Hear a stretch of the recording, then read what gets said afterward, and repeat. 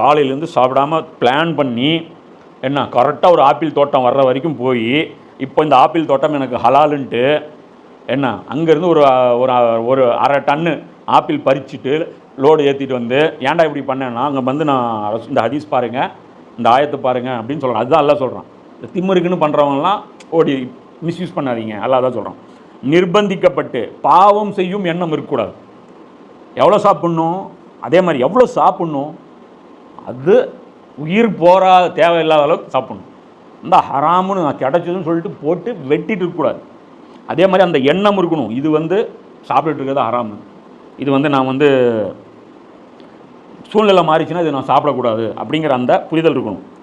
அப்போ இந்த ஹதீஸ் வந்து அகமதுல 20893 20896. ஒரு நாள் சாப்பாடு கிடைக்கல அப்படின்னா எல்லாம் ஹலால். அங்கே என்ன கிடைக்குதோ அதை நம்ம வந்து என்ன பண்ணலாம், சாப்பிட்லாம். மக்கள் எவை தங்களுக்கு அனுமதிக்கப்பட்டிருக்கின்றன என்று உம்மிடம் வினவுகின்றன. மக்கள் வந்து என்ன கேட்குறாங்க, ஹலாலுடைய லிஸ்ட்டு சொல்லுங்கள், எதெல்லாம் ஹலாலுன்னு லிஸ்ட்டு கொடுங்க அப்படின்னு கேட்குறாங்க. நபியே நீர் கூறுவீராக, தூய்மையான அனைத்து பொருட்களும் உங்களுக்கு அனுமதிக்கப்பட்டிருக்கின்றன. இப்போ இந்த இடத்துல அல்லாஹ் வந்து என்ன சொல்கிறான், இது மதம் மட்டுமே, அதாவது இந்த ஆன்மீகவாதிகள் இருக்காங்களே அவங்களுடைய அந்த இதே மைண்ட் செட்டே எப்படி இருக்கும்னா, இது அபச்சாரம், அது அபச்சாரம், இது செய்யப்படாது, அது செய்யப்படாதும்பாங்க.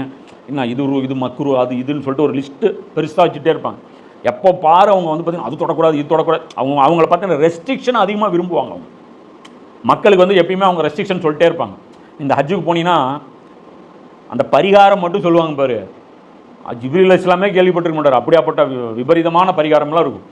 என்ன டெய்லி ஆடு அறுத்தாங்க அங்கே இவர் சாப்பிட்டுட்டு என்ன ஆச்சு அப்படின்னு, டெய்லி ஆடு ஃப்ரிட்ஜு ரொம்பிருச்சு, எங்களால் முடியல, எல்லாம் போன கிலோ கணக்கில் ஈரல் வச்சுருக்கான் ஃப்ரிட்ஜில் அஜீசியால். ஏன்னா அப்படின்னு பார்த்தா என்னடா உங்களுக்கு பக்ரீத் இப்பயே ஆரம்பிச்சிருச்சா அப்படின்னு. இல்லைங்க பரிகாரம். என்ன பண்ண, தலையை சொரிஞ்சிட்ட முடி 2 கையில் வந்துருச்சு, பரிகாரம். என்ன நகம் வந்து அப்படியே உடஞ்சிருச்சு, பரிகாரம். என்ன தெரியாமல் ஏதோ ஒன்று பட்டுருச்சு சோப்பு, பரிகாரம். இப்படி அதுவும் என்ன ஏறாமும் கிடையாது, ஒன்றும் கிடையாது. உம்ரா முடிஞ்சு அதுக்கப்புறம் நார்மல் ட்ரெஸ்ஸுக்கு வந்துட்டாங்க. வந்தாலும் அவங்க கண்டினியூஷன் ஆகிட்டே இருக்குது அவங்களுடைய லிஸ்ட்டு. ஏன்னா ஹஜ்ஜுக்குள்ளே இருக்காங்களாம். அந்த நீயத்தில் மறுபடியும் அவங்க 8ஆம் தேதி தான் உள்ளே போகிறாங்க ஹஜ்ஜுக்கு. ஆனால் இவங்க வந்துட்டு இல்லை, இங்கே 40 நாள் உனக்கு சேர்த்து தான் ஹஜ்ஜு.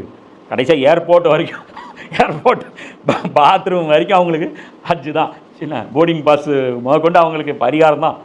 அப்போ தான் மௌலானா இசாக்கு மதனி வந்து ஒரு பயானில் வந்து சொல்லுவார், இப்படி ஒரு ஒரு ஒரு ஆலிம் வந்து சொல்லிட்டு இருந்தாராம் ஹஜ்ஜுடைய முறைகள் அப்படின்ட்டு.